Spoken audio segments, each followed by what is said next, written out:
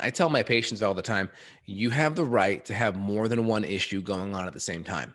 So if you think you have a histamine issue, you probably have a bunch of other issues happening at the same time. So Mhm. just remember that more than one thing happens. It's like, like one of those Venn diagrams. It's like a circle, and that other circle overlaps, and there's another circle that overlaps, and then there's the three circles in the middle that have an overlapping feature for everything. It's Yep. kind of like that. We have that Venn diagram effect with histamine. I think that's important. It's an easy kind of illustration that allows people to wrap their heads around what's going on. Now, what else can we do to see if histamine's an issue? Well, let's look at some natural degranulating histamine supplements. So B vitamins, B6 is a really important B vitamin for brain health. It also can help with histamine. Things like stinging nettle, right? Let's sip on some stinging nettle tea. How do you feel? Let's maybe add in some bromelain, right? Or some extra potassium. Let's maybe add in some N-acetylcysteine. And I have a product called Allerclear that has a lot of those things in it, which works great. We'll put a link below. Higher dose vitamin C can be helpful. We may even do just a really good kidney glandular. Kidney tissue has the enzyme DAO in it, and that enzyme breaks down histamine. So let's maybe throw in a couple of natural histamine degranulars, maybe one supplement. Maybe we'll get some kidney tissue, throw it in. Does that help? Does that make you feel better? Let's get some stinging nettle tea. How do you feel?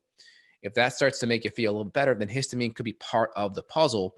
We just have to make sure we segregate in our brain palliative relief and root cause solution, right? And a lot of times, some doctors are root cause solution. The problem is there's no palliative relief, so the patient kind of suffers. So we kind of want to do a hybrid of the two so we feel better faster.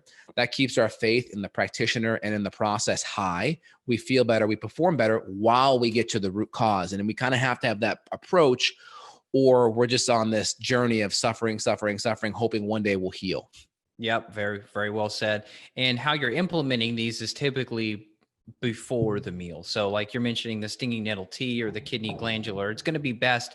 What would you say? Maybe half an hour before you're going to eat these. Potentially, let's say avocado. You're going to sit down, have a meal of avocado. You may want to do your stinging nettle tea, your DAO, your.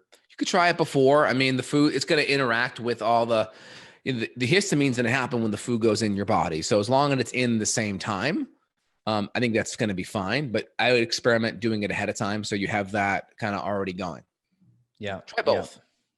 Yeah, I think that's good. And then regarding there's always this question. I want to get your thoughts. The argument of potential down regulation, like if you're doing the DAO supplement, do you have any issue or any concern with people doing these DAO supplements around the meals every time they got to pop this, pop it, pop these capsules, and then all of a sudden they want to try to get off of it? Have you seen any issue or any need to like wean off of those? I mean, it just depends, right? As long as you're getting to the root cause, there's more than likely not going to be a problem. Mm-hmm. So with enzymes or any digestive support, I just don't see that being a problem with disrupting the feedback loop. It's a positive feedback loop. It's not a negative feedback loop, right? Negative feedback loop is you shoot up some testosterone, your testicles shrink. That's a negative feedback loop, right? More testosterone comes into your system, inhibin goes back to the brain. More inhibin means less LH means less testosterone, therefore the gland shrinks. That's like a negative feedback loop. A positive feedback loop is, hey, more enzymes, more acid. Oh, that actually stimulates more gastrin or more stimulation for more production of that. So it's a positive feedback loop. Typically, you're not going to have atrophy per se, but more importantly, think of it as like a crutch. It's just taking pressure off your system so that you can heal. So you wouldn't be like, well, I'm going to get dependent upon this crutch. I'm going to just walk around on my broken ankle. Well, no, because you won't heal. So of course, at some point we can try cutting off as we feel better, as we know we're infection free. We can start coming off some of the digestive support, maybe find our healthier meals, our cleaner meals when we're eating and it's very stress free. Let's just try maybe one meal a day without that. And then we can just kind of go from there and see how we do and gently come off. I think that's a good way to approach it.